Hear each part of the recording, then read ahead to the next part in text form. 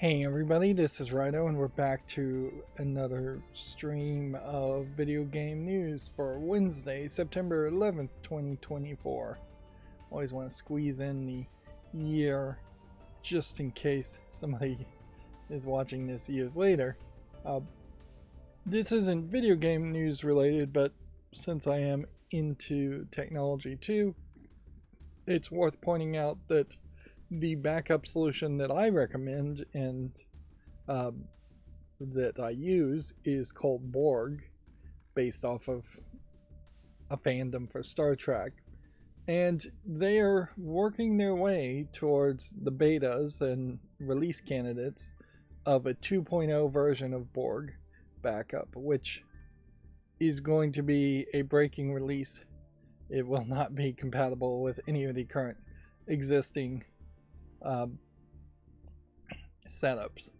So frankly, look forward to potentially a lot of new features and just better setup overall, but you are going to basically have to start over from scratch.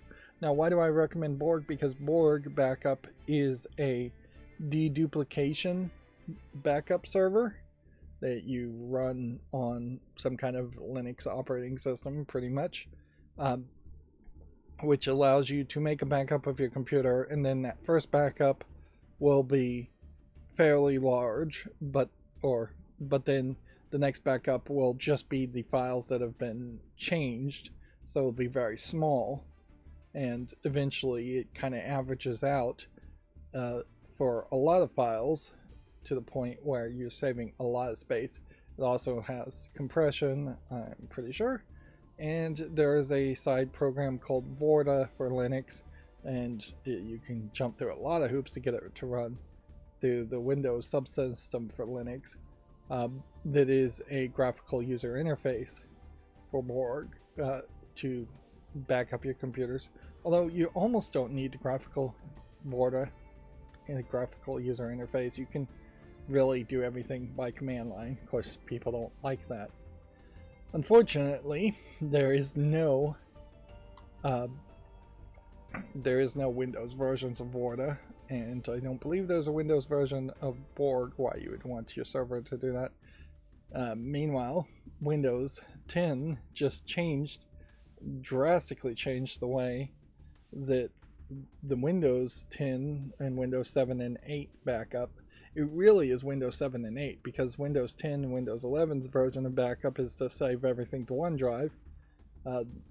Microsoft is moving Windows settings to be much more simplified and different looking, and just making a lot of system settings that people are familiar with look different, which has constantly been the problem with Windows, is that everything just changes, and there's just never a good reason since Windows 95. Now, frankly, I'd be fairly happy if the operating system of Windows, even today, looked a lot like Windows 3.1 did, and just launched into games that were amazing looking. But more realistically, yeah, going from 3.1 to XP, Windows 95, that was a major visual overhaul that was needed. But after that point, there kind of was no need to change things. They have gotten far too artsy and far too frequent in how they're changing things. Meanwhile, the underlying functionality and features aren't even worth mentioning in Windows. In contrast, Linux has just a constant amount of improvements for functionality and features that it's doing, and it's not until you decide to jump ships with a completely different desktop environment that you'll get major graphical changes on the way things look. And even at that, there's really only about 3 main ways of thinking in which a desktop is designed. It's either designed to look like Apple operating systems, Mac OS, or it's designed to look like Windows XP, Windows 95 operating system, or it has a hybrid Ubuntu look to it where it puts the start menu at the top left. There are more minute changes if you're using GNOME versus let's say Cinnamon versus KDE, but that's kind of it. And with SteamOS in particular, and using KDE as its desktop mode, I think we're going to quickly start to see even more standardization or higher usage numbers of just KDE being the default of what people expect. And for a lot of people using the Steam Deck, they're not going to ever want to really go into desktop mode, so the Steam Big Picture mode may just be the de facto interface and desktop environment for Steam Deck users.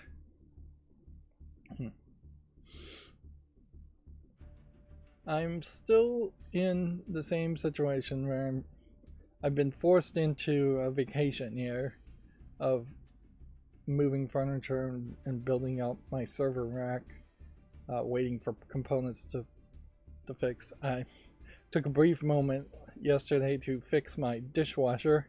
Apparently the dishwasher has some counterbalance springs that are connected via a rope with some plastic ends on it, and those just snap, and that's what happens if you've ever had a dishwasher where the front door just swings down very hard.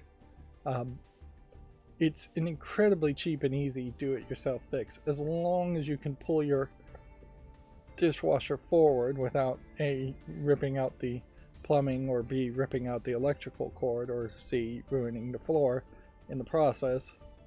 But yeah, if you can avoid those three pitfalls, you only really have to pull the dishwasher forward a couple of inches to get to the sides to replace the rope. It clearly is designed that the rope snaps before anything else breaks, like the springs being stretched out, which would be more expensive of a fix. Unfortunately, I wanted to put a smart switch on my dishwasher while I was there, but it is, like most dishwashers, hardwired by the previous owner, I assume, and not wired particularly good either.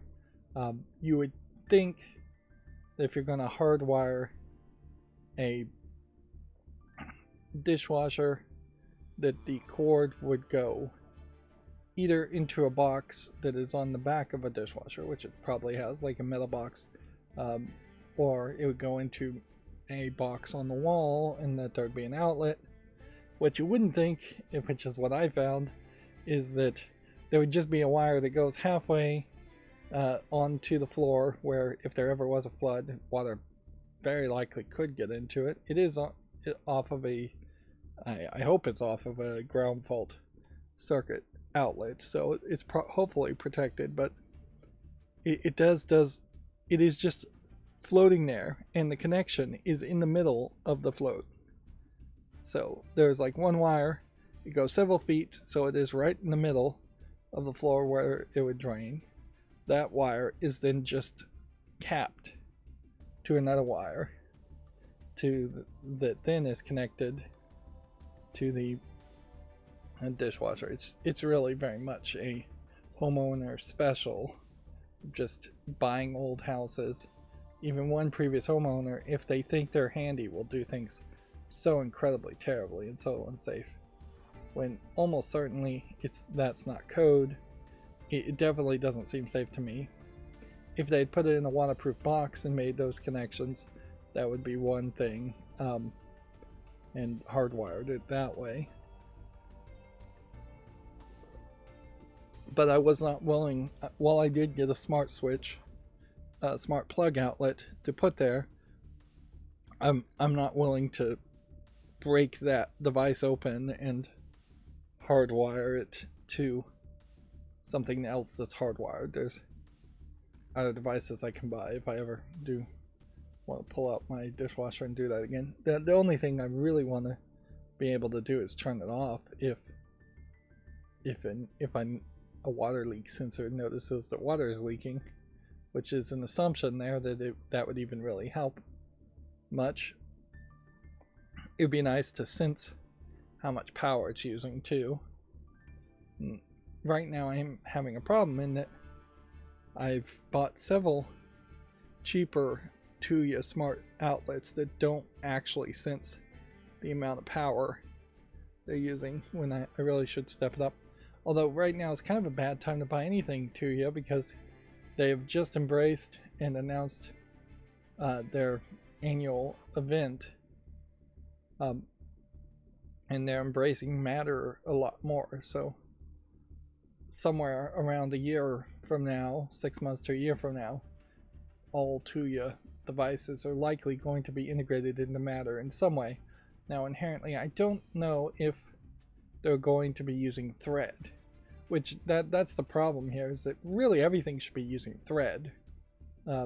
Matter is nice, but Thread is the protocol that gets your devices from not connecting via Wi-Fi or Zigbee or Bluetooth, all of which are bad standards, not designed for smart devices, and all of which are using up your Wi-Fi's bandwidth. But yeah, you can only have so many devices depending on your router connected. So yeah, that was the side quest I did yesterday in the real world. Meanwhile, I'm still just moving furniture and just taking breaks. I am working on little tweaks here and there, and working on the steamless flawless cleanup macro, which I think I've gotten working pretty solidly. So I could certainly do some major flawless cleanup now, but I still have some other programming to do as far as making the news macros version 2.0. I haven't worked on that in several days. Also, I have not scheduled a single video, which really just highlights how annoying YouTube's scheduling system is. Even though I have like a whole macro to automate the thing, the whole process still is just so incredibly annoying. Which, yeah, I am rambling here and warming up here when really I should be talking about the PS5 Pro.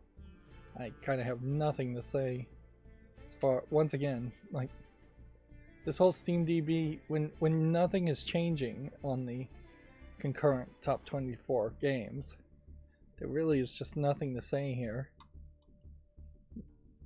Here we've got our chart continuing with not, again, likely any real changes here compared to Monday.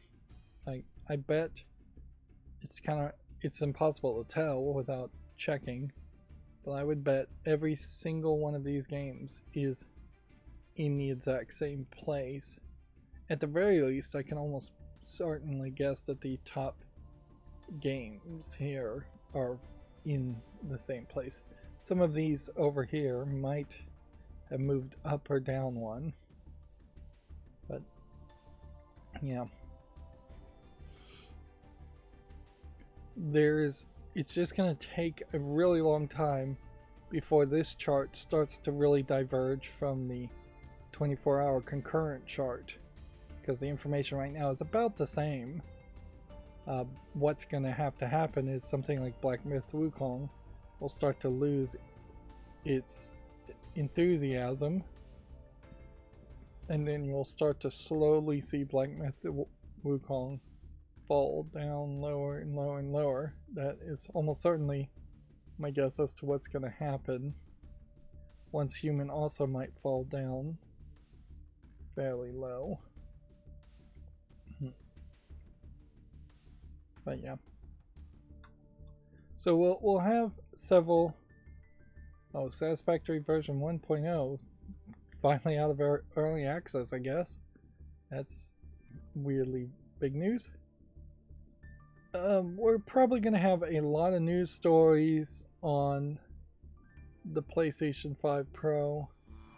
That being said, I think it is going to be pretty easy to recap the whole experience from what I've heard from other sources and from what I've seen as far as what it's promising, as it being way too expensive and not really offering anything particularly great. In fact, some of what it's offering may very well just be snake oil in the 8K concepts, because I just don't know how many 8K monitors really would connect to a PS5 Pro, and how many games really could support rendering out at 8K. DF Retro made a good point in saying that the YouTube videos that they put out showing off the visual fidelity of the PS5 Pro were at like 1080p 30 frames per second, so you wouldn't really be able to see the quality anyways. So like, yeah, it was presented very poorly. There is a argument that they spent far too much talking about the past and things that already exist as far as PlayStation, and for the beginning of the whole presentation, hiding the fact that they really don't have anything new to show. Ironically, it's not too different from what a lot of the response was for the new iPhones, in that there's a lot of promises for the new iPhones that aren't going to come out day one, and that there isn't really a major improvement for the new iPhone. Looks like the Doom plus Doom 2 on its new engine is playable on the Steam Deck. They're promoting that. So yeah, I would not recommend anybody buying a PS5 Pro. It's a terrible thought at the moment. They're raising the prices overall on everything. What is this? This is new. The community recommends. I have not seen this on Steam, it's the front page of Steam before, or anywhere on Steam really.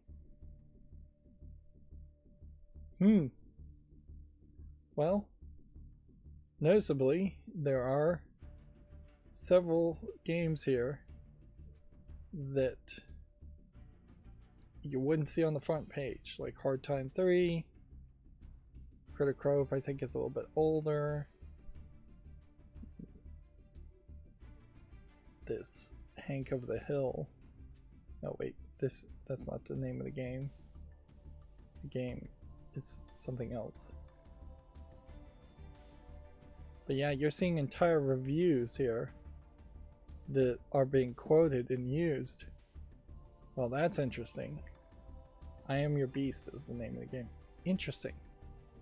So we've got a whole new feature and way of advertising games, giving the power to the people, which the hope here is that none of these are fake reviews. But it'd be kind of hard to have fake reviews too. Also, because playtime here is going to tell people how long they played the game, at least left to run the game running. Yeah, I definitely wouldn't recommend a PlayStation right now. There's just a growing question as far as what would a PlayStation 6, if a PlayStation 6 even gets released, would look like, and what the actual game lineup for the next PlayStation would look like.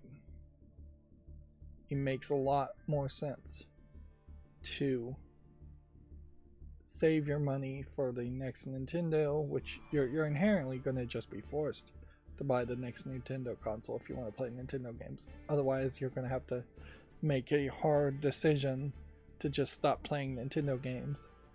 At which point, the only other recommendation I can make is the Steam Deck.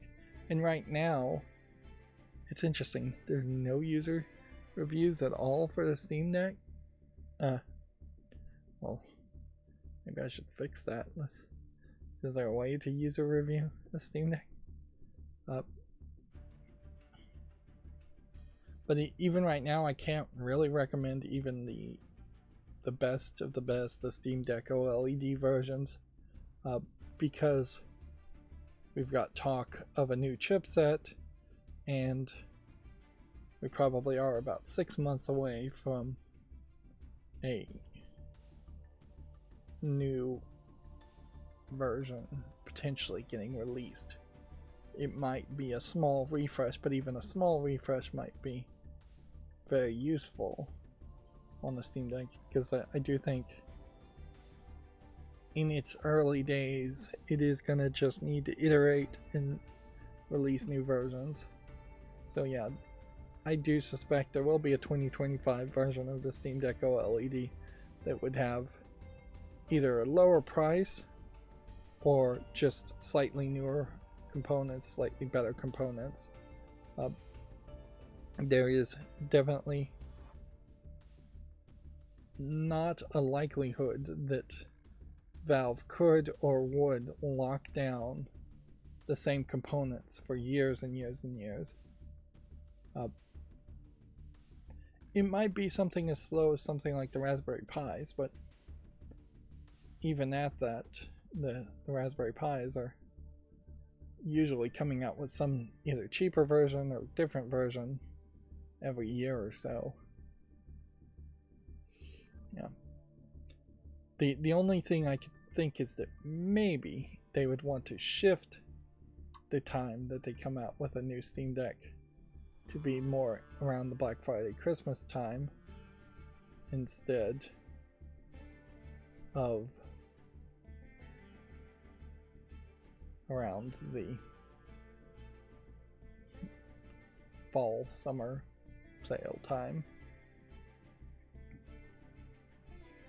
But yeah, they might try and rush out a new Steam Deck, which they kind of could do right now.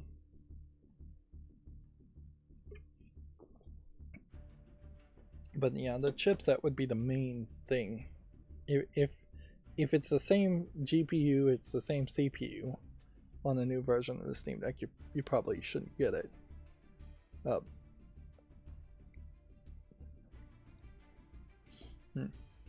The only other thing I could think is maybe if the Steam Decks just were in GameStops on shelves and much more reasonably priced. The PlayStation 5 Pro is being priced at $700 US, 800 euros. It is not coming with a disk drive. It is not coming with a stand. So there's quite a lot of increase in price and decrease in functionality. It does have a bigger hard drive in it, but it definitely is pushing towards the idea of going all digital, which, yeah, as much as Sony mocked Xbox for trying to go all digital with always online DRM, Sony is now doing the exact same thing, and it was pretty obvious they were going to try and do that. They were just pretending like they cared. Steam Deck, I guess, arguably is also all digital. There is no disk drive connected to it. There is a micro SD card. Steam basically is all digital anyways, so it's kind of silly to talk too much about all digital from the perspective of PC gaming. It is not the same comparison. But yeah, a Steam Deck OLED version is arguably much more reasonably priced in comparison to the PS5 Pro. That being said, you're still getting something that can do computer Linux operating system tasks, which the PS5 Pro can't. Like, you cannot boot to a desktop mode on the PS5 Pro. You cannot open a word processor. You cannot do Excel sheets. You can't open a browser easily. I think maybe you can do a browser on the PS5 Pro, but yeah. If you actually want to be able to do any kind of computer stuff, or want your kids to be able to do any kind of computer stuff, any kind of homework stuff, you're getting that extra advantage of a possibility on a Steam Deck. And I would say that that alone is worth at least $300 of the $600 price, because you're talking the difference between buying a Steam Deck and maybe a dock so they can do light homework tasks, versus buying a PS5 Pro and a TV, which Steam Deck comes with built-in screen, PS5 Pro does not, and a cheap Chromebook laptop. So yeah, there's still a big difference there.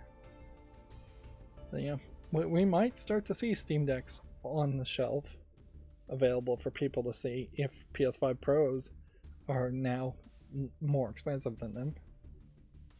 But it depends on just how many Valve are willing to over manufacture and put on shelves versus what they're doing now, which is mostly direct delivery from shipping centers. I worked on these interstitials. Perhaps a little bit more work needs to be done. I probably should just put like a little bit of an indent at the top here, although this isn't really terrible either. So we've got a lot of Video Games Chronicle news to go through today. I worked on this a little bit too. It still feels a little small as far as the font size, and I'm just gonna have to keep on tweaking and fiddling with it. So the studio co-founded by Dr. Disrespect has confirmed significant layoffs. Job losses at Midnight Society come several months after the streamer was fired. Oh yeah, I forgot about the whole Dr. Disrespect most recent controversy. So yeah, I was trying to get these centered. Clearly I did not succeed on that one. Sony will soon sell refurbished PS5 consoles at a reduced price. PlayStation Direct will be selling them for around $100 cheaper than a brand new console. That is a much better deal, because I'm not even sure if the PS5 Pro comes with a controller. I'd assume it does, but yeah, I'm not 100% sure. We will want to keep an eye out for the package of the PS5 Pro.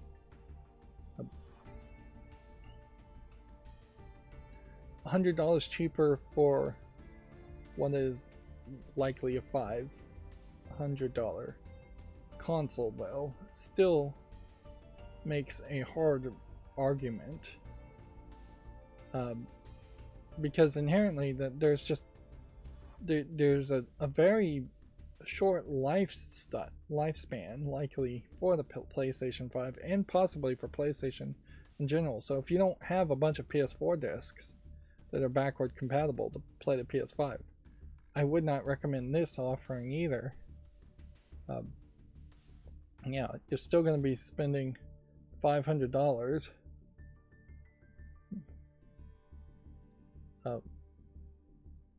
Like, well, $400, I guess.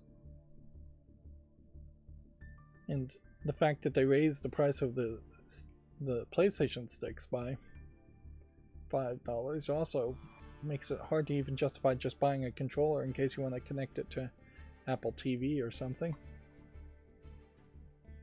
Konami has confirmed that the Metal Gear Solid Master Collection Volume 2 is considering how to handle the really big titles. It's going to be a little while before we get a clear picture. Which you would think and hope that they would have had a clear vision before they announced anything, but I guess that's too much to expect from Konami. Elden Ring's latest patch nerfs the final boss in Shadow of the Erdtree. Version 1.14 makes the game's last battle easier to win, which most players would usually appreciate that, but I'm not sure in this case that is going to be appreciated. I think it probably is, though, because I think I have heard people complaining about the difficulty there. And see, I have no idea why this one is centered and all the other paid subheadlines aren't centered. Dead Island 2 gets free co-op horde mode and a new game plus next month. Of course, that requires people to remember that Dead Island 2 even exists. For its long amount of time that it was teased and in development, they've done a very poor job of advertising it post-launch or just reminding people that it even exists. Clearly it wasn't received particularly well. And that is certainly something that's coming up as far as while I'm going through the fall list cleanup, is that there's just a massive amount of games, particularly this year, that have not been received well or received at all. Not just not been played. Like it's just been a bad year for gamers playing new games, and unfortunately I think that does confirm that there is very much a major hype train scenario that happens around gamers. And when you don't have those tentpole AAA games coming out frequently, you just don't get gamers to be in the mood to play games, other games on top of the AAA games. So yeah, it definitely feels like you need something like Call of Duty to convince players to start playing games. Then when they get bored of Call of Duty, they start talking about other games and suggesting other games amongst those a lot of gamers. There is also perhaps an element of kids only recently have gotten back to school in the United States, and so perhaps with kids being out for the summer, that's why a lot of games haven't been played. But if that theory was true, you basically have to say up until roughly September all the way to January, kids are just not moving the needle as far as what games are as far as what's being played. Moving on with news, the new Xbox Game Pass standard tier is now available to all. The latest membership option has replaced the Game Pass for console tier, which the difference here, I believe, is you don't inherently get day one releases on some games on the standard tier. Noticeably, this picture also has zoomed out the images as far as the games that they're promoting Game Pass with some more, probably to hide the fact that a lot of these games are fairly old. On top of which, this here is repeated here, and so this entire row here is being repeated, and this here is repeated there. So it's almost like a match game where can you find, there's Wolfenstein 2 being repeated here. In the zooming out, they actually don't have enough games for each one to be individually unique. Yeah. That visually does not speak well for Game Pass either. That being said, PlayStation Plus I don't think is much better.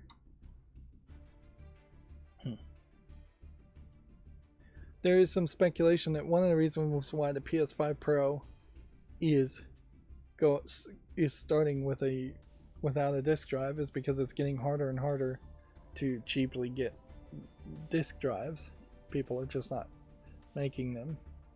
And inherently there have been about 3 YouTubers who have gone after 4K upscales, 4K UHD upscales from 35mm film that have been done just very poorly and are just don't look that good. So we may have hit a point where they're starting to realize that you cannot take 35 millimeter film, which is what a lot of movies were filmed on, and upscale it to 4K. And there just may not be enough momentum to keep UHDs relevant enough to get to the point where we're upscaling digital videos, digitally filmed movies in something like 4K or 8K. That is also definitely a question as far as just what is that master hard drive resolution when if they were using digital cameras. 35 millimeters, from what I hear, is about 54 megapixels. Of course, if you were filming on different film stocks, you could get higher resolutions, or it's the equivalent of about 54 megapixels. It's not really that they have any pixels, it's more a case of, are the chemicals on the film going to be able to accurately represent anything, or is it just going to blur together? But 54 megapixels is also about the limit of what a good iPhone camera can do these days. So yeah, there is potentially just a maxing out as far as how good of a film source for movies and discs are in that sense. There may just be a maxing out as far as any real desire to make any TVs that could handle 8K or higher resolutions, and there may be a maxing out of any desire to make discs that can handle that.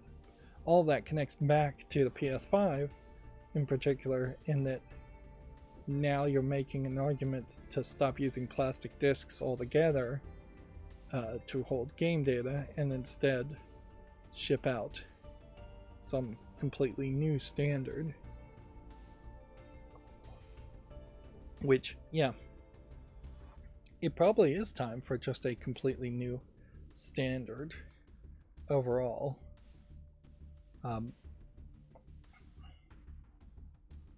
Yeah, I definitely could see them doing something like taking I'm trying to bring up the Twitch chat and read it. Someone's actually chatting on Twitch, and I'm actually seeing it. So yeah, they're saying only Francis Ford Coppola can pawn 35 millimeter film. Lol. Okay. Anyways, to get back to what I was saying, he says Kubrick, but he's dead too. Well, there is also a point I think I will put out as an opinion, in that a lot of the good films that people are familiar with, and a lot of this may have to do with nostalgia and just familiarity, are the older films of previous generations, to the point where It's a Wonderful Life and Gone with the Wind are movies that probably aren't actually that good, again, opinion, but there's just such a familiarity with it and such a tradition with it that people still want to watch those. Whereas there's less and less of that in recent years.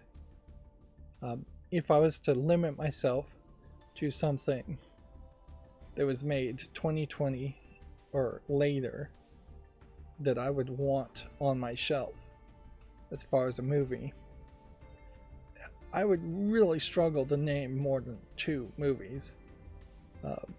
And I would be very concerned that anything I was hyped about that was that young may be something I'm not that interested in 10-15 years down the line. And that's definitely where I'm looking at movies on my shelf,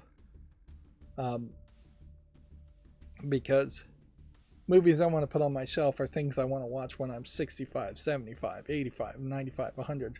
They're things I want to hold for a very long time, and arguably there is a decent chance that there will just be disc rot on those movies before I get back to watching them. But I'd like to have them just to see.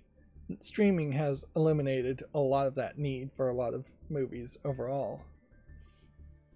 But yeah, it does seem right now like the film movies actually filmed on film, are the best target to upscale to 4K UHD discs, because the movies right after film movies, the very early first generation digital movies, are likely going to look a lot worse. And it's going to be a long time before you get to something that digitally is filmed great. Avatar is probably the line you would draw, the first Avatar movie, as far as here's the first, I think, all digital cinematic length movie that really would justify being upscaled and updated to 4K or 8K or 16K, whatever you can actually do.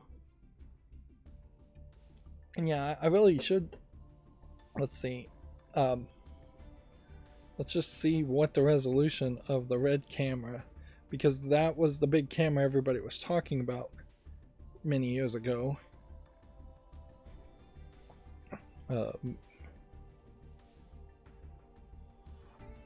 Because that is likely going to be the limiting factor for digital movies. Okay, looking on Wikipedia.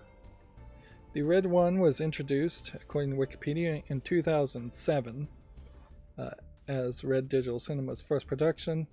It captured up to 120 frames per second at 2K or 60 frames at 4K. So, yeah. We've already capped out as far as any movies that would have been filmed at the Red 1 film. By 2010, they sold an upgrade that went to 14 megapixel sensor called the M-X. And the Red 1 was reviewed as having effectively the same quality as the 35mm film. So there is a DS-MC2 family of cameras from Red 1 that was a new form factor up to 2020.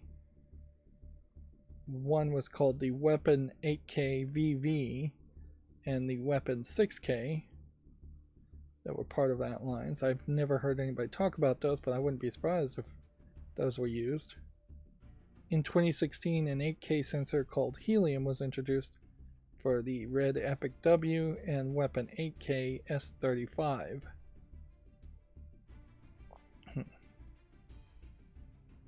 Let's see, and then there's a DSMC3 system that was introduced in 2019.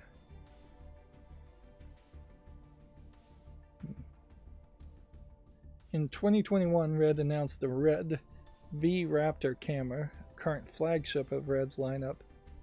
It was the first camera to officially belong to the DSMC3 family of cameras. And it features a VistaVision 8K sensor.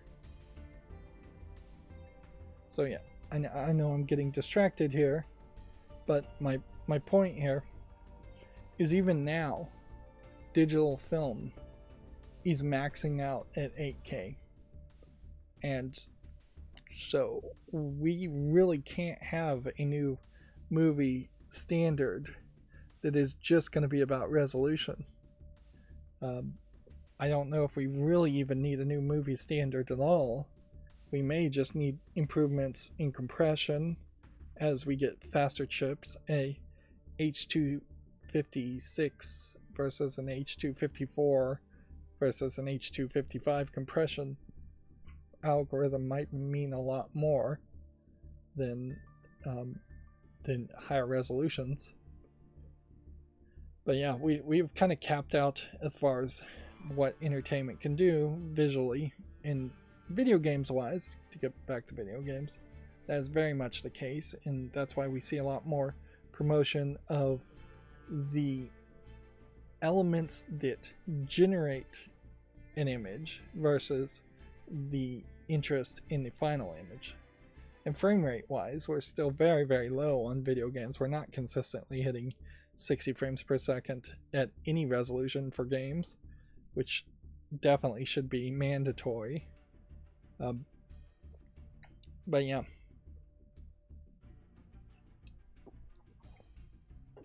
That was a long tangent.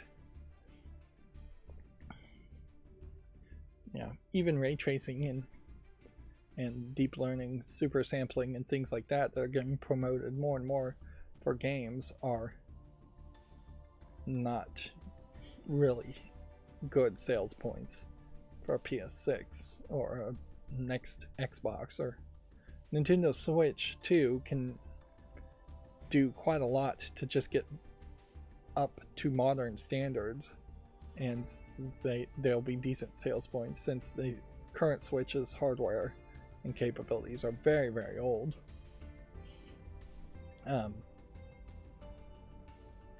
Anyways, so back to video game news after that digression. A good digression, certainly, too. Star Wars Outlaws update has tweaked the stealth and added cross progression. Ubisoft has released a new Star Wars patch designated to address common complaint among players. This is one of these Video Games Chronicles articles that doesn't have a picture, and for that's why I'm trying to center this text and not doing a particularly great job of it. Also noticing that this is going off to the edge. One of the shareholders of Ubisoft also put out an open letter making some accusations against Yves Guillemot, the CEO of Ubisoft, and just in general complaining about the fact that Ubisoft is not doing particularly good as far as making games, nor are they doing particularly good as far as making a profit. Although the investor certainly really only cares about making a profit, and his recommendation is to just allow the company to be acquired by a holdings company and a new board be formed, which is likely never going to happen. It is probably revisionist history to think for a second that Viacom, I believe was the name of the company that was trying to acquire Ubisoft for felt like about a decade until they finally gave up. It would be revisionist history to say if that company had acquired Ubisoft or if somebody else had acquired Ubisoft, that there would have been a high chance of Ubisoft being better at making games and producing games. Because everybody that, generally any company that's trying to acquire another company, is not doing it because they just love the work that that company is doing and want to support them. They want to take over the company and fire sale everything, which maybe in the long run that would have been the right move. Maybe if Viacom or if Ubisoft had been acquired by anybody and then they had been broken up into smaller sections and Assassin's Creed went to one company and then everything else, Prince of Persia went to another company, and maybe then we would have seen more Prince of Persia games and more Assassin's Creed games and better quality on those games. Ubisoft is definitely screwing up, and a change of leadership does make a lot of sense, but if the change of leadership is really just to pull a Toys R Us where some holdings company would own the company and then run it into the ground and cash out over the short term, that's a real problem. And frankly, a single investor putting out an open letter complaining is not likely going to have any effect. If anything, it's probably just a prelude to a failed attempt at some kind of lawsuit that won't go anywhere. Modern Warfare 3 and Warzone Season 6 launch dates and the Haunting event have been confirmed. Again, everything is slightly off. I didn't even change the margin, so I clearly just... Sometimes it works and sometimes it doesn't. The Crew in the Crew Motorfest is working to get offline modes. Ubisoft has confirmed. However, the original series went offline in April and is no longer playable, and there's no hint whatsoever that they are going to undo that decision.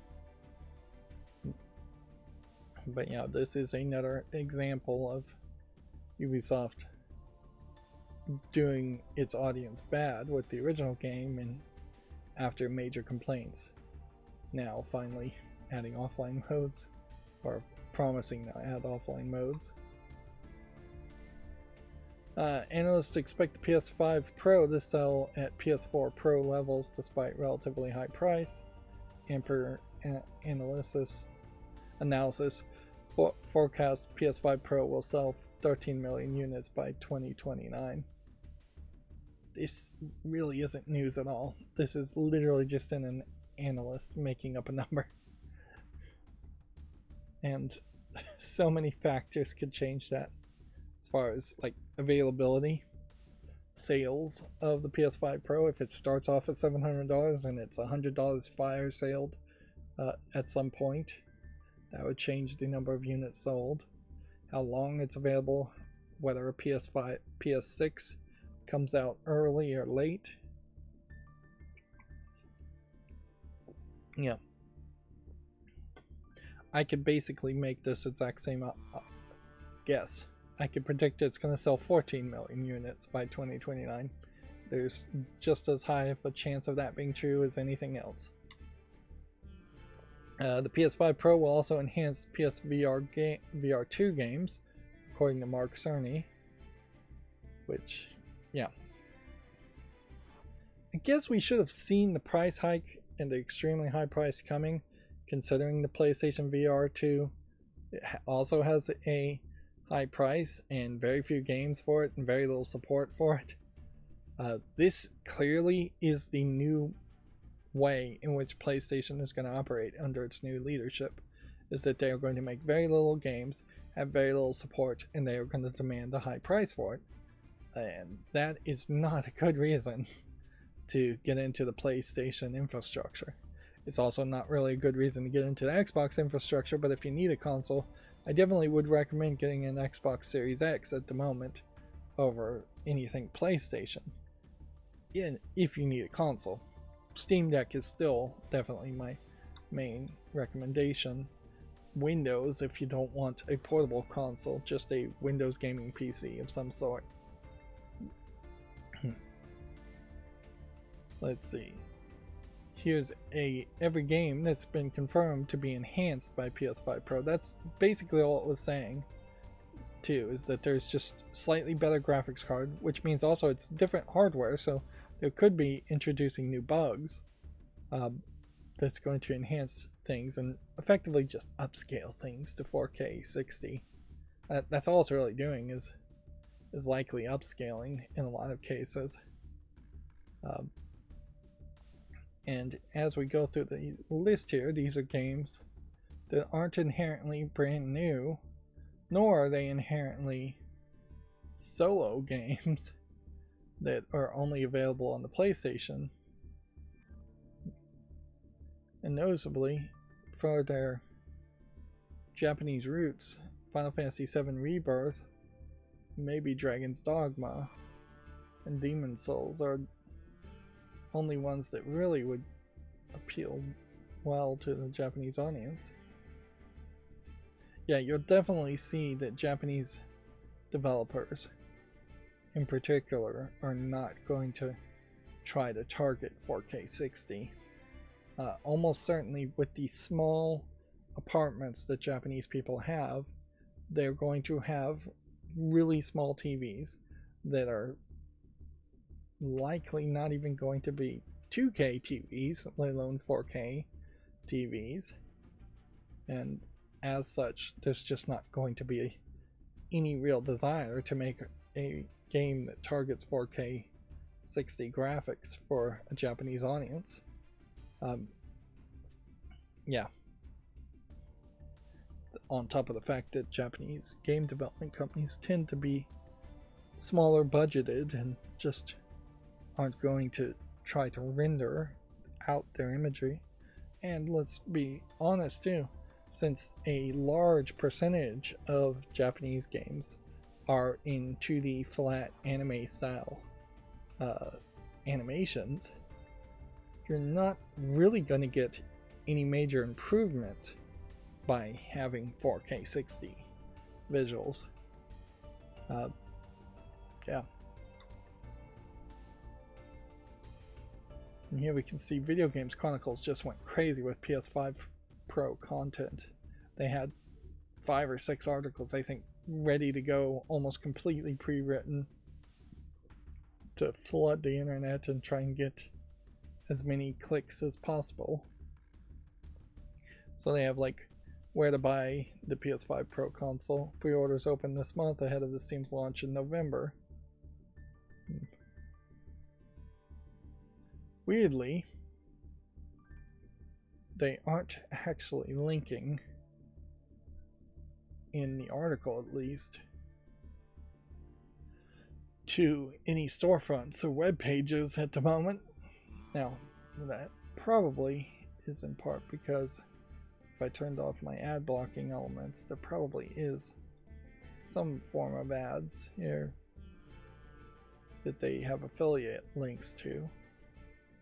And this is certainly the sad statement of all websites now, is that it is very much a case of, can we link to other articles to get more clicks? Can we have affiliate links to Amazon.com or GameStop or Walmart or Best Buy, some of the major manufacturers? Can we link to social media sites to get more engagement, which social media engagement is dying too?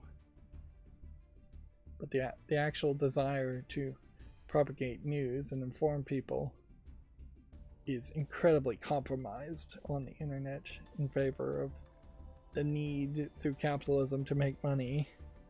But yeah, kind of a pointless article when the actual PS5 Pro does not even have any listings or web store listings yet. Sony officially unveiled the PS5 Pro, releasing in November for $700 or £700, which it is also interesting that £700 and $700 now are being considered the exact same amount. That highly highlights how terrible the pound has fallen. It used to be that a pound was closer to the equivalent of $1.50. It has just lost its value quite a bit. Brexit, definitely not helping that, although it seemed like the pound was losing its value even before then. And inherently, I think a big problem before even Brexit is the fact that in the UK there are bankers, and then there is everybody else. There are rich people, and then there's everybody else. And it's very much been the case even in the feudal times that was the case. And there's just, I'm not sure there ever really was a middle class in the UK, and there definitely needs to be a middle class in the UK.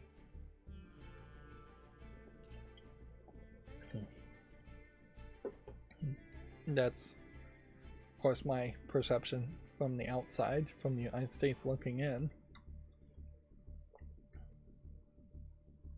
Nintendo is reportedly launching 5 new Switch bundles in Europe, including a Switch OLED console with Super Mario Bros. Wonder.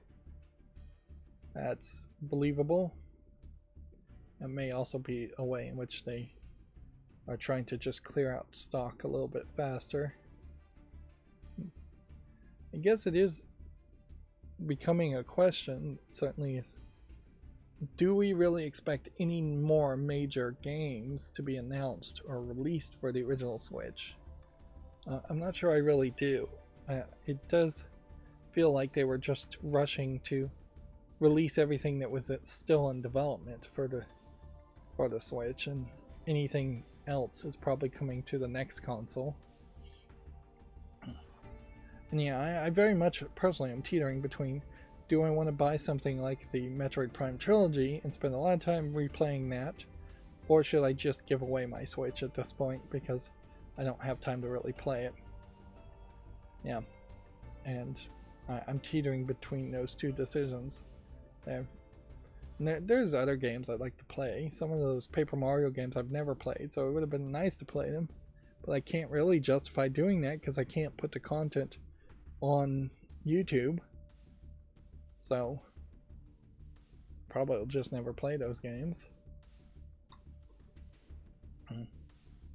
Let's see, the former PlayStation's European Union boss says devs made redundant should just get over it and go to the beach for a year. I think he also said they should just drive an Uber. This is Chris Deering. He's saying that he's optimistic that the game industry will recover. He said this on a podcast. He also said that people in the industry never have enough time to become depressed. I mean, it's just tone deaf, to say the least, from the quotes they were able to mine. And it definitely is let me just point here, a rich old white guy speaking from a point of privilege.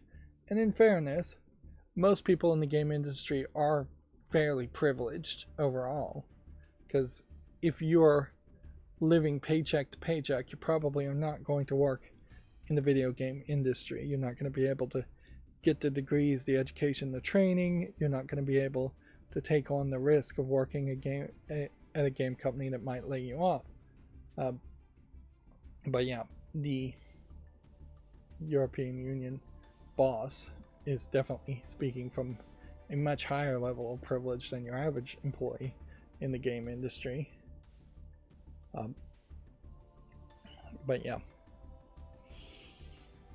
don't think that this is uniquely exclusive to this one guy either. This is how pretty much all CEOs, all rich people think. They have very much a skewed perception of the way the world works for themselves and for the rest of the world, and are living in a fantasy that is not anywhere close to the reality. There is an argument to force rich people to go to like Africa and feed the starving children in Africa and things like that, and just see the homeless under bridges and actually do some kind of charity work so that they can reset themselves once every couple of months to what the real reality is for a lot of people in the world. But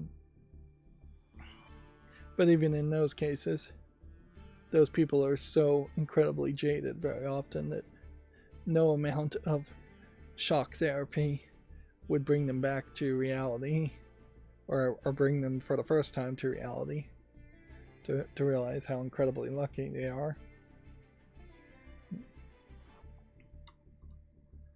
Let's see. Apparently Astrobot is very, very important as an IP to PlayStation, says the boss Herman Holst. Which should be the case. We'll see, though, how fast they can really do something with that. Because, yeah, you have this one Astrobot that's being received well, this one Astrobot game being received very well. But it's still going to be like 2 years before you could rush out and do another Astrobot game. Even if you handed the IP of Astrobot to 3 or 4 different second-party, third-party developers and told them all to make games as fast as possible, you still would likely have to wait 2 years before we ever saw another Astro Bot game. You could maybe do DLC to bridge the gap there, and that's probably what they're going to try and do. But also, you can't hit a level of saturation. The PlayStation at $700, PS5 Pro at $700 cannot just be a console to play Astro Bot and nothing else. That just doesn't work anymore.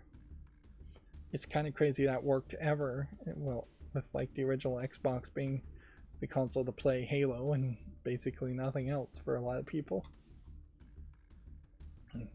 Sonic Boss suggests it won't make a standalone Chow Garden game. You can't just break it off and make it a thing. Interesting. I don't know why they think they couldn't do that. Or at least try. But whatever. It's kind of oddly unimportant news, it feels like, for today. Star Wars Outlaws is getting a patch to make its instant fail stealth missions less frustrating. The game's early sections were criticized for being too punishing. The thing here about Star Wars Outlaws, though, is that people are, from the feedback I've heard, they're calling it an average okay game. If you make small tweaks to it, it might be slightly better than average, but I seriously doubt they could make any major changes to it that would make it a great game.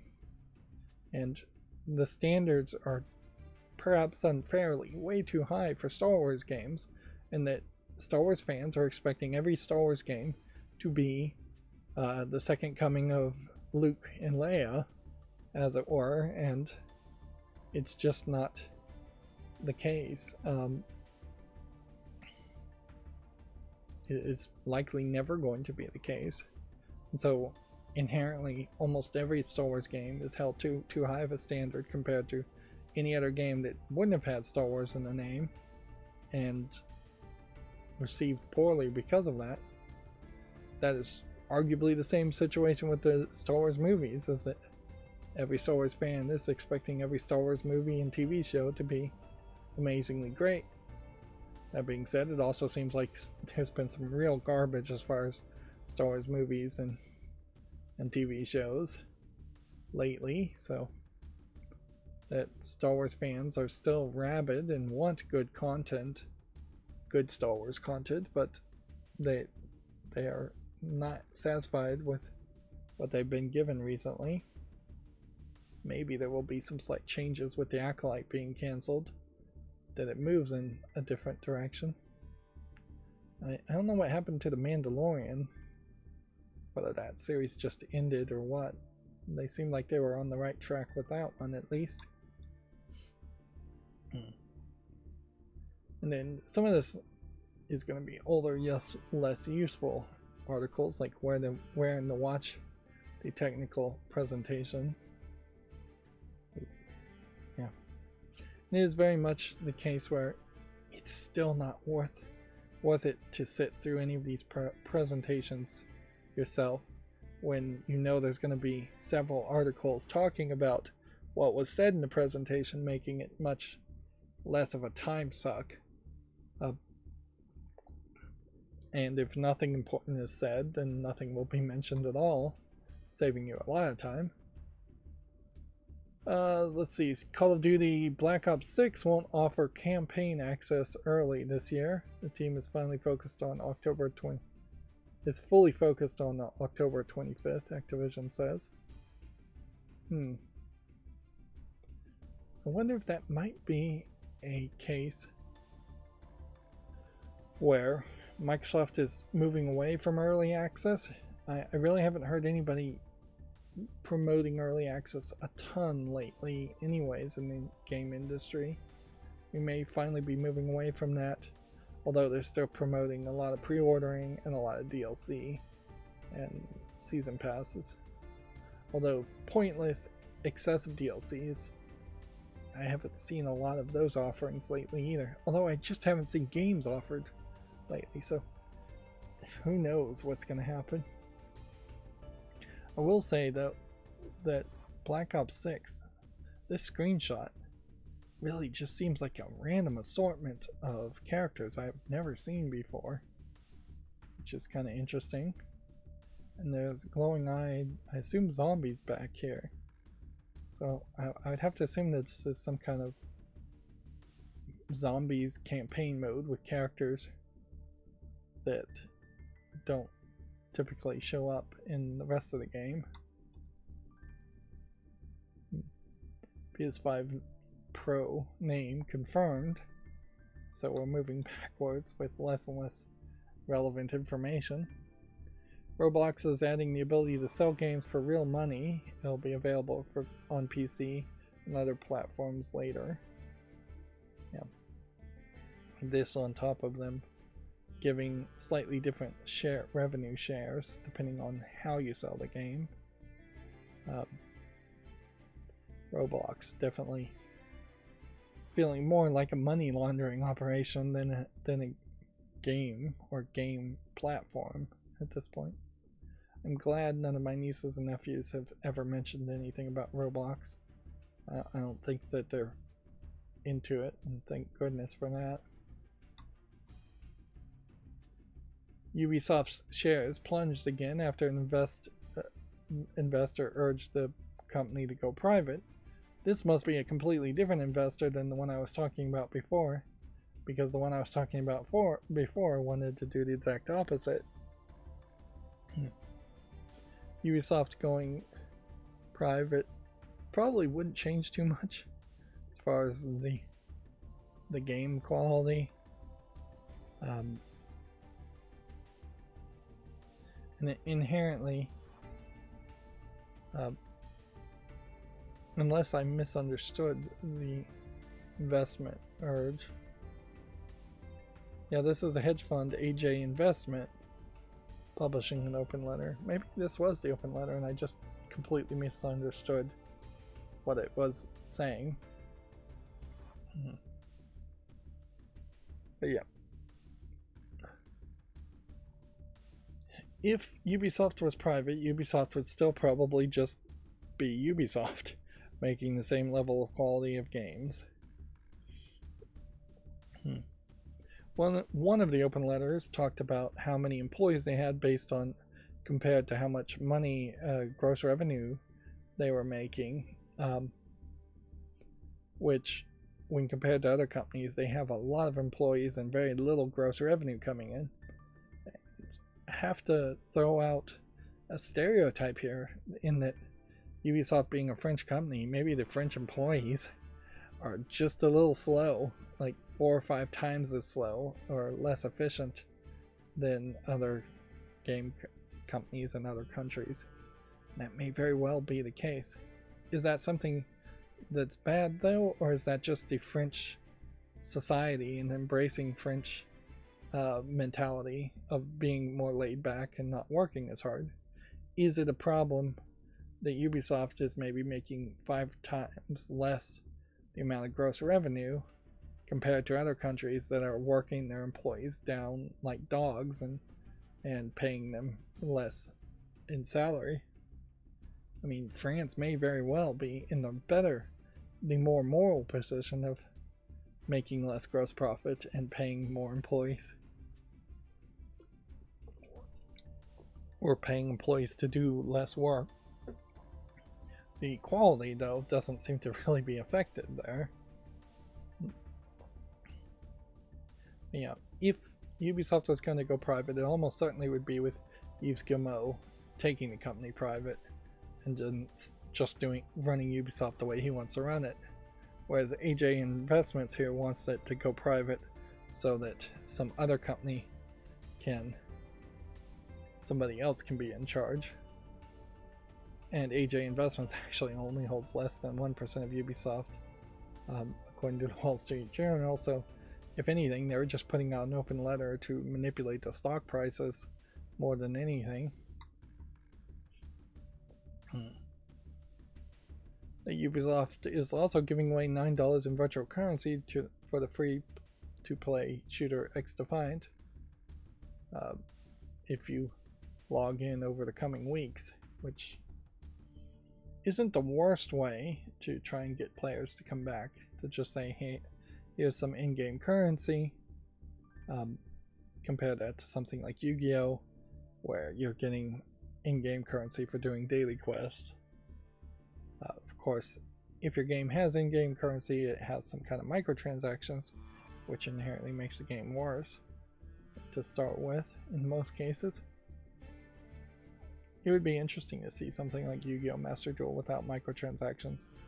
What you would have to do to earn cards and card packs otherwise.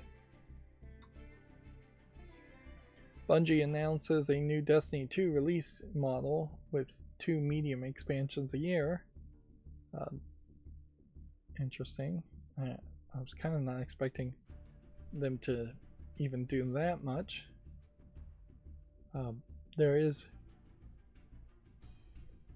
also a similar update was put out from Mojang in that they are going to update Minecraft more frequently with likely smaller updates throughout the year instead of a annual one major update. For Minecraft, that probably is the better move, because when Minecraft has in the past done major updates, YouTubers streaming Minecraft YouTubers have played the game and highlighted it for just maybe 2 or 3 months at most, and then they get bored with it and then they're silent for 3 to 6 months. So if it were more of a case where you're coming back to Minecraft because they've just added a new flower or a new bee or a new single rock more frequently, that would help streamers. And since streamers really were the thing in the past, at least, to keep Minecraft popular, that would be very helpful. And the expansions annually for Minecraft have often just been too big. But also Minecraft is just really old, and it's just not going to have that same push as it once did. And the Minecraft movie is probably not going to help it anyways. And they're in a weird position there where they probably are contractually obliged not to say anything negative about that movie trailer. But I definitely have seen everybody on the internet say that it was not good. And I would tend to agree with that.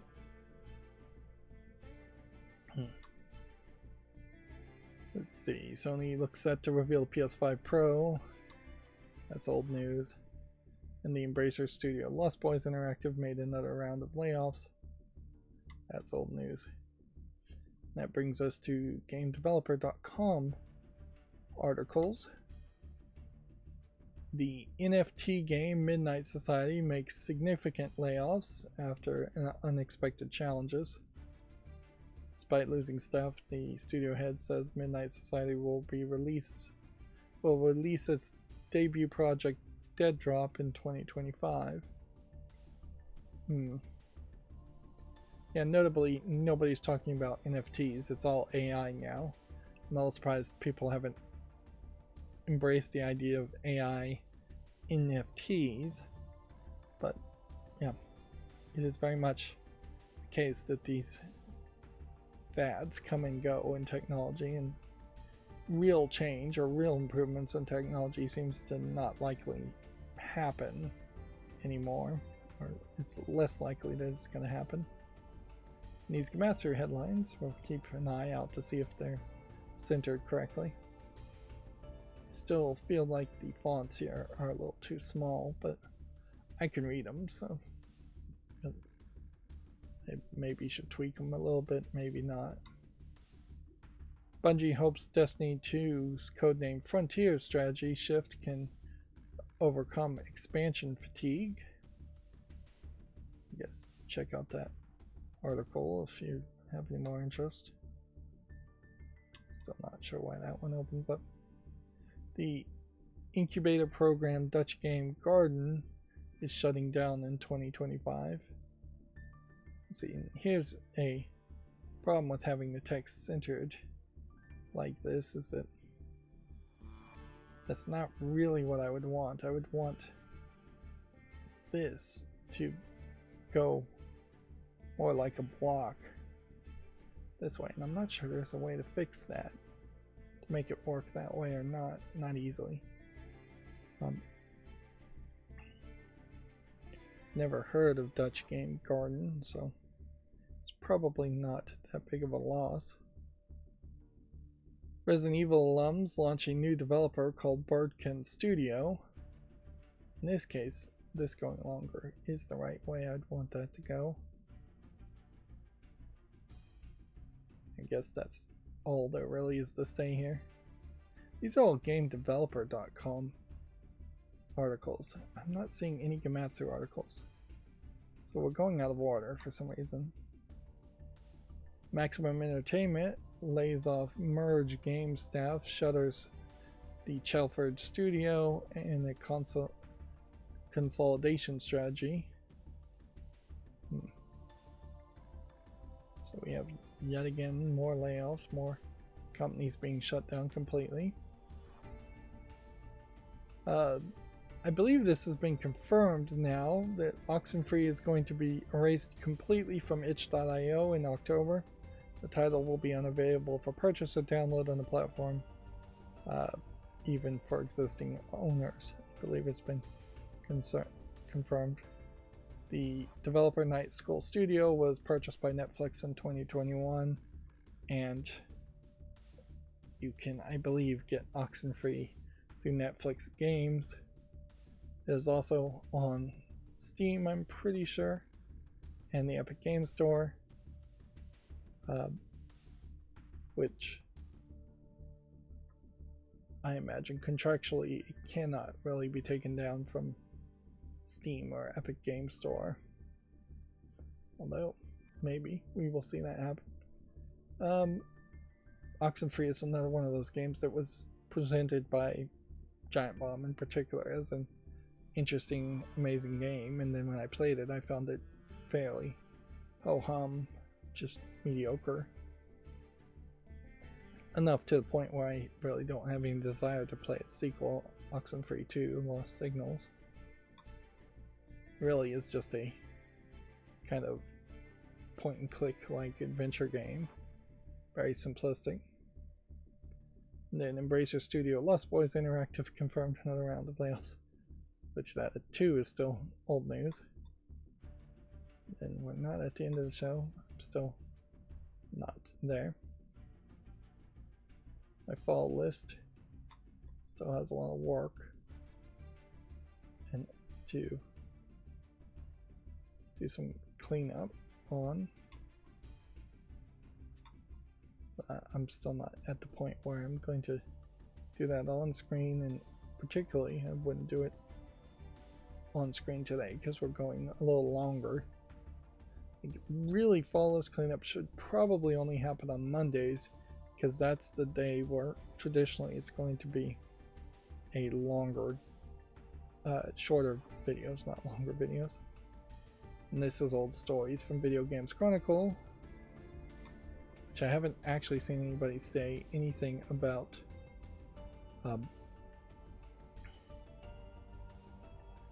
Yeah, I haven't seen anyone say anything about Deadlock in the past couple days, so I imagine there's just not anything to really say until it actually gets released, and that may just be the case. So now we're at the Gematsu headlines. Professional Baseball Spirits 24-25 has an 11-minute trailer. Let's see. I would argue the margin here is slightly off. Now, Akatsuki Games and Aniplex announce a Project High-Key, a mysterious new game project. That seems to be all they have to say about it. Konami has announced its Tokyo Game Show 2024 lineup, including Metal Gear Solid Delta, Snake Eater, Silent Hill 2, and more. Let's see if there's anything here that I'd want to talk about. Duel Links. is already on PC, iOS, and Android. So I don't know why they're highlighting Duel Links still. One of the things that does promote or point out though is that they are not ready to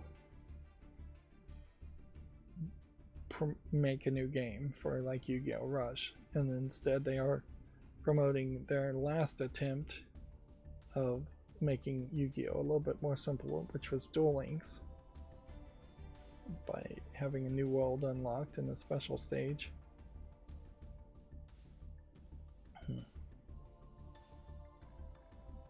Yeah, and that certainly does make a concern that they may very well make yet another new way in which you can play Yu-Gi-Oh! And ignore Rush, or not really support Rush as a concept. But clearly, if you ask 100 Yu-Gi-Oh! Players, you're going to get the majority of them complaining about how long playing the traditional original version of Yu-Gi-Oh! Has become, how many chains and combos are getting played, and how long a turn is taking. It needs some form of reining in, and I don't know what you really do to fix that, but something needs to fix it. Honkai Star Rail's PS5 Physical Trailblazer Edition has been announced, priced at $39.99, including some collectibles. Falcom announces its Tokyo Game Show 2024 lineup. I think I'll just call it the TGS lineup going forward. Again, here's a great example of, even though these are 3D characters, there's not likely going to be much of an improvement to a game like this if it was upscaled on a PS5 Pro.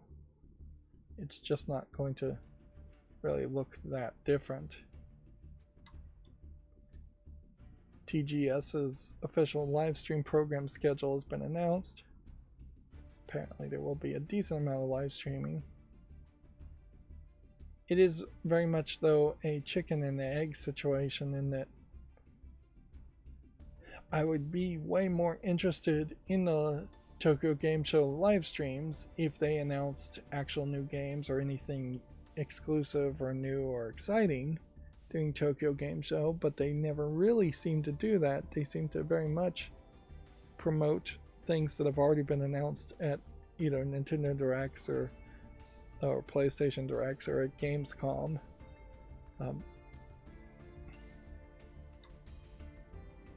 Although in fairness, it also is not worth your time to watch Gamescom live streams. It's just not worth your time to watch any of it. It's all too slow. Watching a bunch of trailers is just not that interesting. You're just watching commercials for several hours. Commercials for games that may not come out for years. Famitsu review scores for issue 1865 are out, giving Bang on Balls Chronicles 30 out of 40, Candle Knight 25 out of 40. Oh, particularly low score there. Death End Request Code Z 29 out of 40, Evo Tinction 31 out of 40, and Iki Unite 29 out of 40. So while they did review several games this week, all of them very poor quality. Death End Request Code Z would be about the only one I would be even slightly interested in. And I'd assume this is Evo Tinction that's being shown here. Trigger Heart Excelia Enhanced has been announced for Switch. It's going to be playable at the Tokyo Game Show.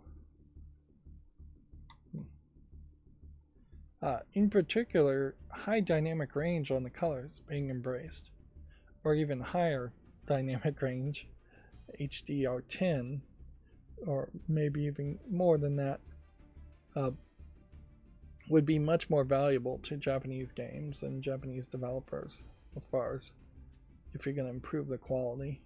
But that means the TVs have to be able to handle the range of colors in the color gamut, and most TVs, which are getting cheaper and cheaper, aren't good at handling those color gamuts. They're getting better, certainly, but it's not the same experience. And you've never really had that experience in movie theaters, because just the nature of projecting movies through a screen or through film has an effect of limiting the color gamut and softening the colors and presentations quite a bit. If there were movie theaters where it was just an array of deep black OLEDs for a screen, you could do something like that, but that's not how movie theaters are built, and that would be very, very expensive. Level 5 announces its Tokyo Game Show lineup. Inazuma 11 Victory Road, been teased for, feels like over a year now. And Professor Layton, perhaps a big deal. NIS, Nippon Ichi Software, launches a new title countdown website ending September 25th. So that is a tease for an announcement. Sega and Atlas announced their Tokyo Game Show lineup. Their Metaphor ReFantazio, Sonic Rumble, Sonic X Shadow, 2 Point Museum,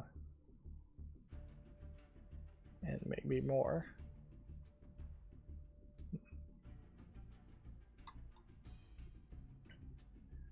Nightmare Operator has a Tokyo Game Show trailer. Action horror shooter. Looks weird. Let's see. See if we can get a video to play today. One of the things I've noticed about my using Firefox is that it does seem like just if Firefox decides it wants to update, it sometimes seems like it just shuts down extensions, and maybe that's a bug that they're going to fix. Hopefully they would fix that. But it's just weird that all of a sudden certain extensions and plugins just stop working, and there definitely aren't any extensions where I can expect things to stop working and that be alright. This is an interesting art style that we're looking at here for what is effectively a third-person shooter game using very much modern Japanese ghost story monster characters. And so some of this feels maybe a little bit off. It kind of feels like what you're playing a game in a simulation. It does kind of come off almost having some feeling of something like No More Heroes, if No More Heroes was a horror game.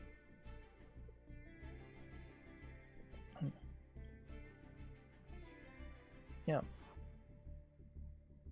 I feel like there's probably a little bit of a disconnect between the characters you're seeing and the backgrounds. And feels like there's a little bit of disconnect between the particle effects and shooting guns and the monsters.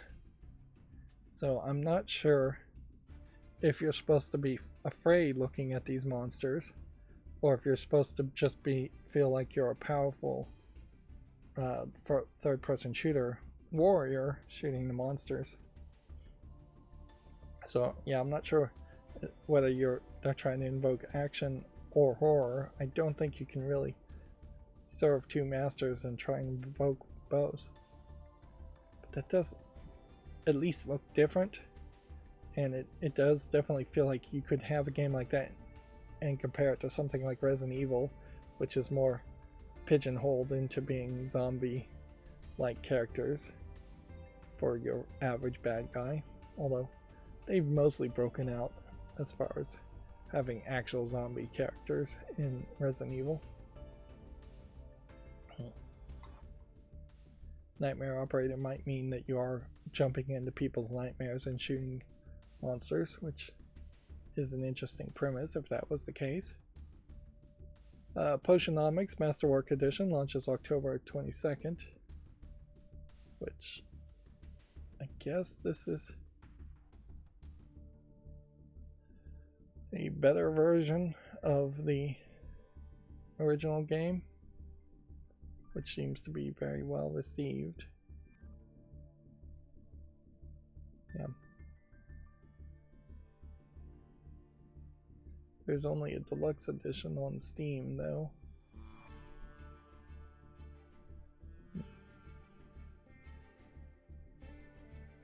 There's a danger, certainly, though, putting a game like this on my wishlist, in that I might get 10-20 minutes into it and find it to be very boring, when you're just running a shop. The Eternal Life of Goldman has a Gamescom 2024 demo gameplay. This is a hand-drawn platformer game.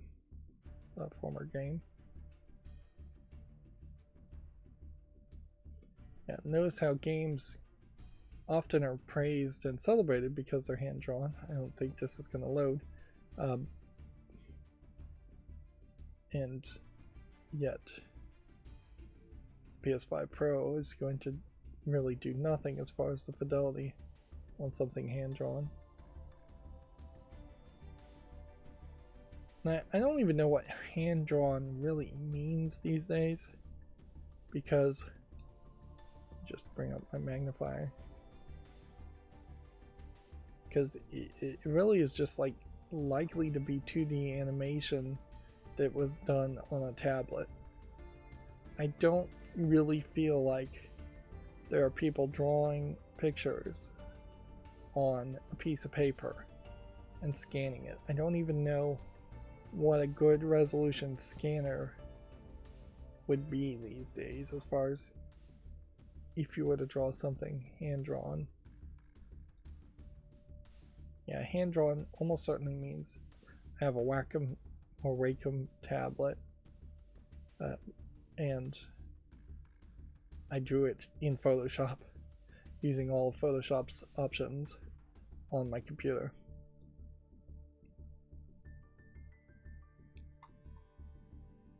Yeah.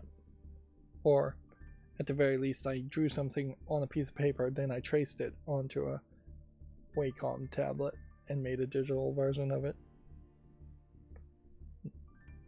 You can almost call anything that is flat 2D animation hand-drawn if you wanted to. Moving on, Undefeated is coming to the PS5 as Undefeated Genesis.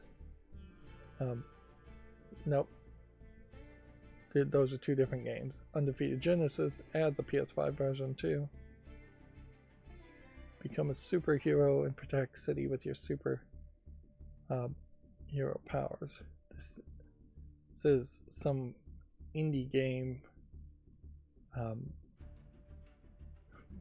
but there was a PlayStation game where you were playing kind of as a superhero or a supervillain. That was a long time ago, and I would definitely recommend that more than Undefeated. I don't remember the name of it, though, and I believe that was a PlayStation exclusive for like the PS3, and I'm not sure it ever came to PC or Xbox. That was definitely an IP series that Sony just failed to nurture, in that there likely should have been 4 sequels for the game at this point. Anyways, that was the Gamatsu. Why did I click on the Steam Deck?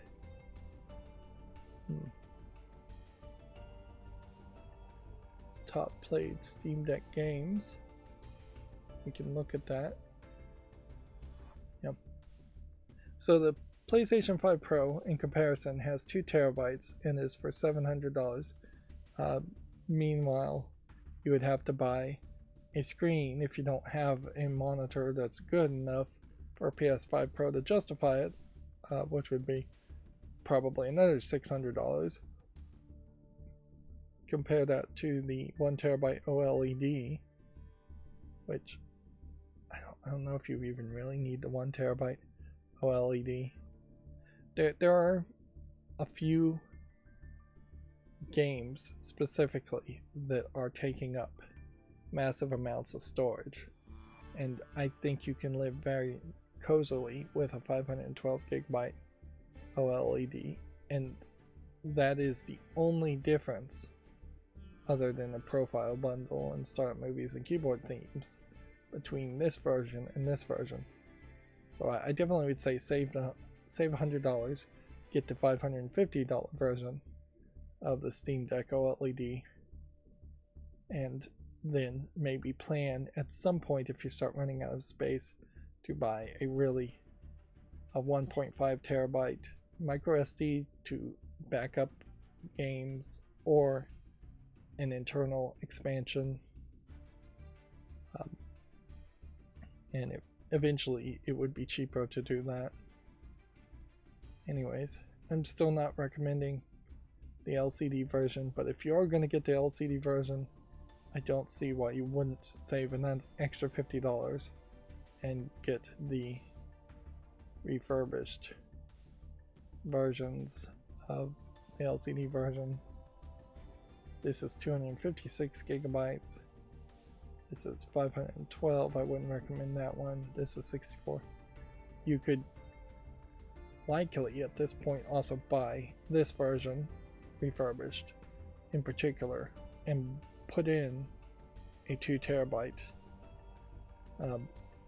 internal hard drive, internal NVMe SSD, but I don't recommend any of the LCD versions because they have less quality battery life, less quality Wi-Fi, less quality refresh rate, smaller screens, and worse quality screens.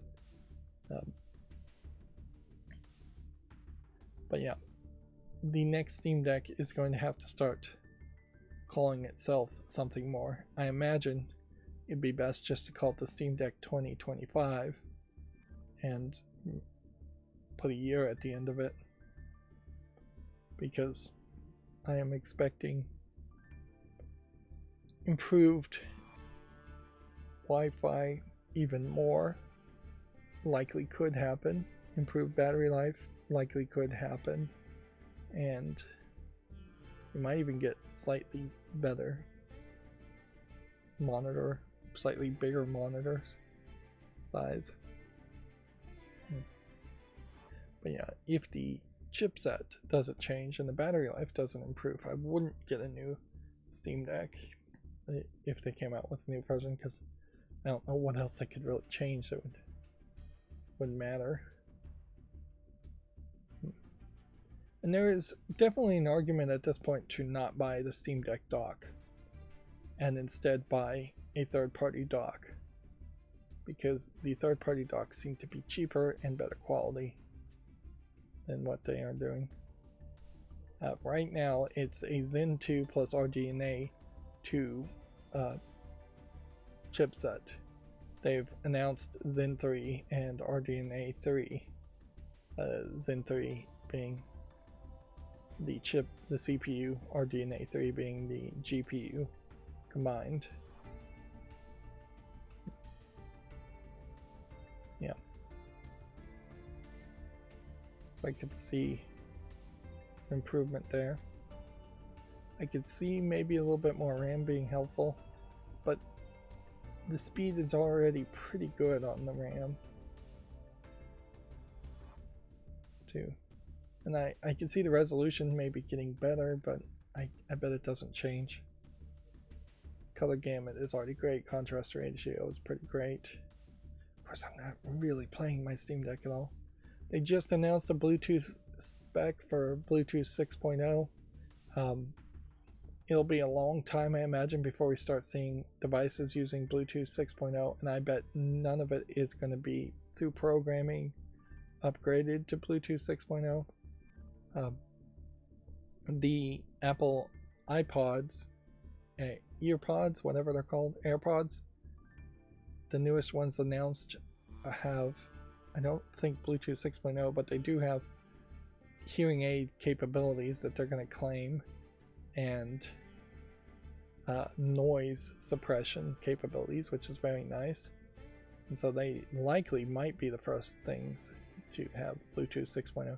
6.0 has an Aurora Cast feature that they're going to try and promote, where, say you're at a rock concert, you might be able to have a device that would broadcast that rock concert to multiple Bluetooth headphones in an area for people with hearing problems, hearing aid people, AirPod users, things like that, instead of it being a one-to-one device connection, which that's interesting. I don't know if that's going to lead to a Bluetooth standard where you could have a 5.1 surround sound system all connected via Bluetooth with audio being broadcast, or surround sound system where music from one receiver could be broadcast to multiple speakers in multiple rooms.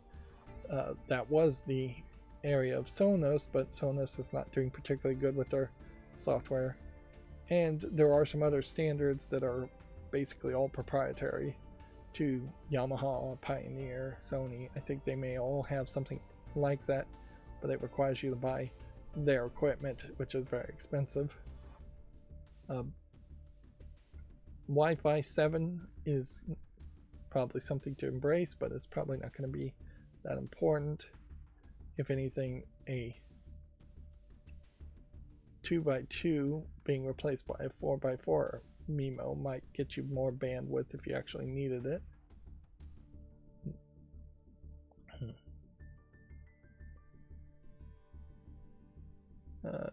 Yeah. And then the other things I would just want to see improved on a new Steam Deck, if they were going to make a new Steam Deck, since I'm just kind of rambling here, would be more USB-C connections. Just a USB-C connection on the bottom and the top, a second USB-C on the top, possibly a second micro SD card slot built in, if that really matters. I don't know if there's anything else you really could do. You could probably try and make a cheaper one, get rid of the touchpads, which I think would be a mistake, get rid of the headphone jack, which might be a thing you could get rid of, replace the headphone jack with like a USB C slot there. It might be useful. Get rid of the volume up and down buttons. There was a laptop that has a camera that just attaches magnetically and then goes into the side of the laptop. Something like that isn't the worst idea if you're going to try and have camera functionality on a Steam Deck. I don't know why you really need that or would want that, though. Unless you're going to start trying to live stream or video chat while playing on a Steam Deck, which is questionable, certainly. But yeah, there are fantasy things like detachable controllers that would become Wiimotes, or a really light version that just has no buttons on it, which I could see them doing that too. But if they were going to do that, then they really would need to have a whole lineup where there's a Steam Deck that is just a Steam box and doesn't have any controllers or any screen, and then there's going to be a Steam tablet that just has a touch screen and no controllers, and that would be interesting. I now finally, 10 minutes later, remember why I clicked the link and came here. I wanted to see if there was a way to review the Steam Deck since it has no reviews, and yeah, there is no way to review it. interesting. That is very interesting. Because it brings you to this special page that is not like any other page to purchase anything else. Let's see what the refurb status is these days. Yeah, it's not bad, really.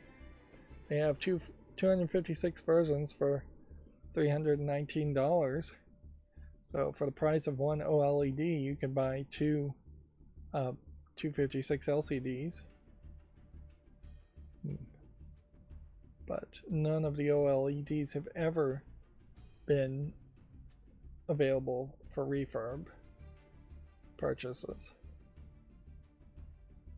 which is interesting to say the least, and probably highlights that how the first generation of Steam Decks really were. That being said, there should be some level of refurbs of LEDs, but I think all those you would have to buy through something like GameStop. Alright, and again, this needs some tweaking here. I rewrote some of this, trying to get it to read a little bit better. One of the problems is when there is a long sentence and then it goes to a small sentence, it just visually doesn't look that good. So I still kind of feel like I need to put an extra line there, just a new line to break it up.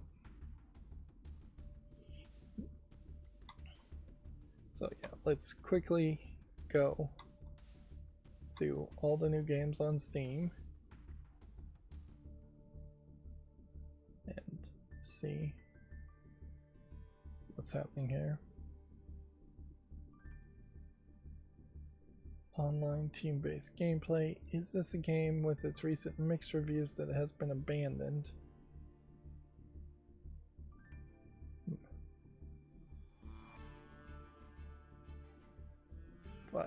Developer just finally gave up on it. Yeah, that's what I bet. That's what I thought.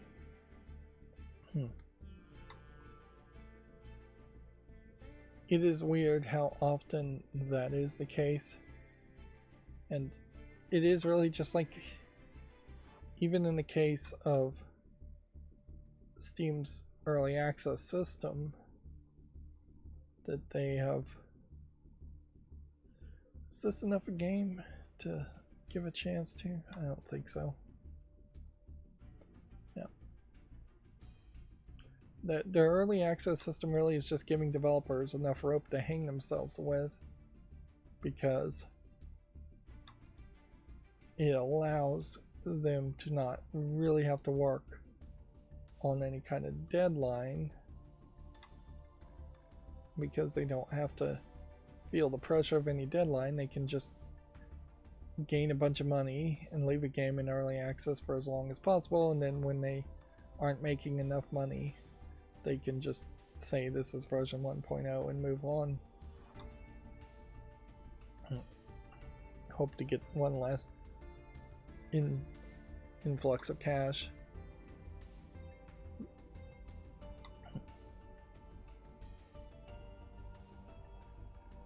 So definitely why I think for people who don't negotiate separate contracts, which is most of the people who put games on Steam, the Steam Direct users, it should be renegotiated that you have to pay $100 every month, or no, not even month, every year would be alright,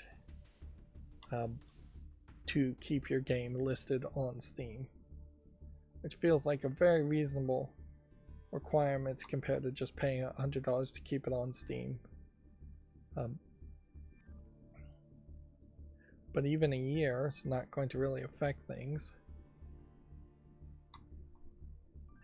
And then I could see having several different ways in which you would have that fee waived. If you make, say, $3,000 in sales, then likely you would have given $100 to Steam anyway, so then they could waive the fee because of that. which that's a really low amount of sales per year to have to make to keep your game on Steam.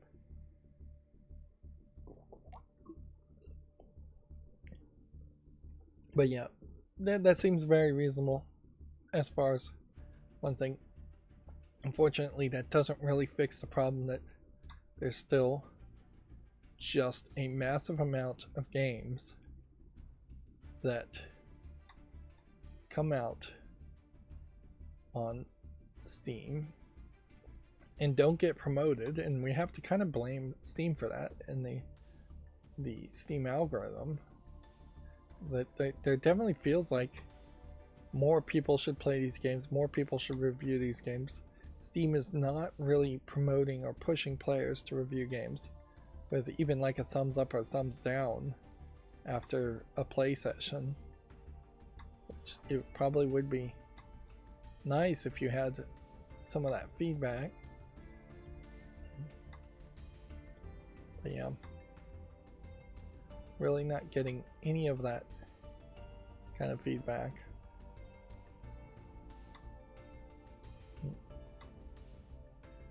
And it does create a very sad situation where I'm going through the follow list cleanup, just looking at all the games that I put on the follow list, and then I'm just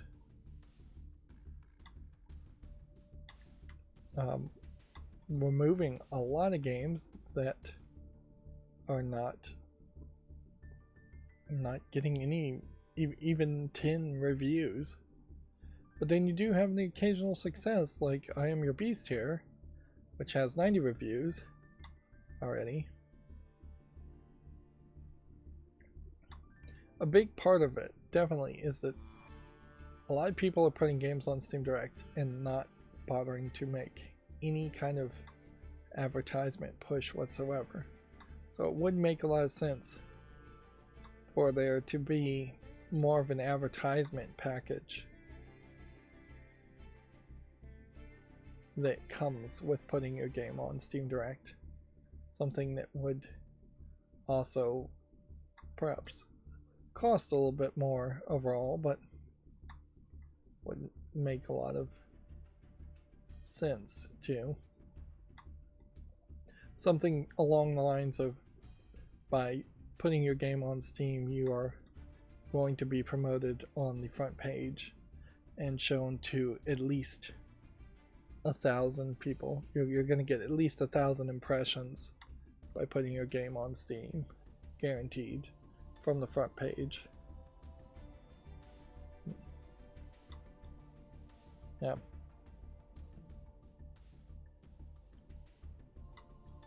And that would actually be a very good system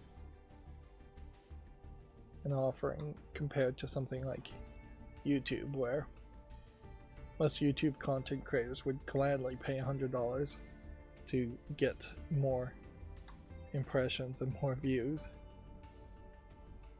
if it potentially led to them either being monetized or getting more views overall. It definitely feels like the two algorithms are completely different in that, because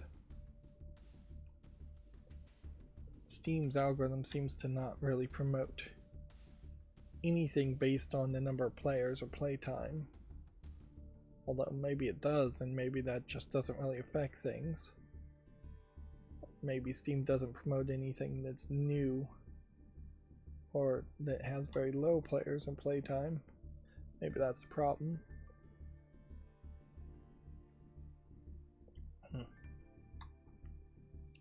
There definitely is room here if you did have an infinite amount of free time to play just brand new games. Time and money would both be needed just to play new games on Steam constantly. Just like if I was running, say, G4, if that new G4 or the old G4 was still around and successful, I could see 10 p.m. to 6 a.m. every day, we're just going to have interns playing games and live streaming games the whole time, because you would have those, well, paid interns, the low level employees, just checking out new games and bringing anything of any interest to the reviewers, the people who would then start over and do a longer play. And yeah, as a YouTuber, if I was successful and making money, I could certainly see having a side channel do that.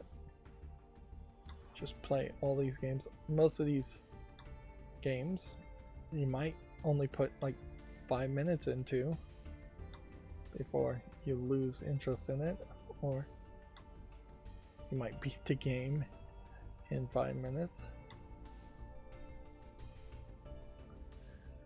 And still, it is a case where the vast majority of games that are getting released on Steam look awful, and just on the face of them can be judged as being not really worth playing.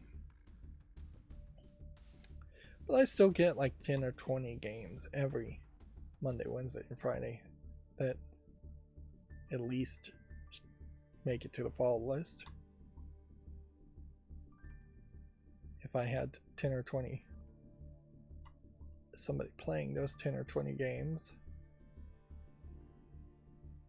and telling me if any of them actually were good, that would be very helpful. Why did that wrap around? I didn't know that that would wrap around like that. Well, alright. So I thought I was going to go long today, but it turned out it really only went like a minute longer than I thought I would. So anyways, that's going to be it for this stream. As always, I ask you to like, share, subscribe, comment, and keep on watching. Thanks.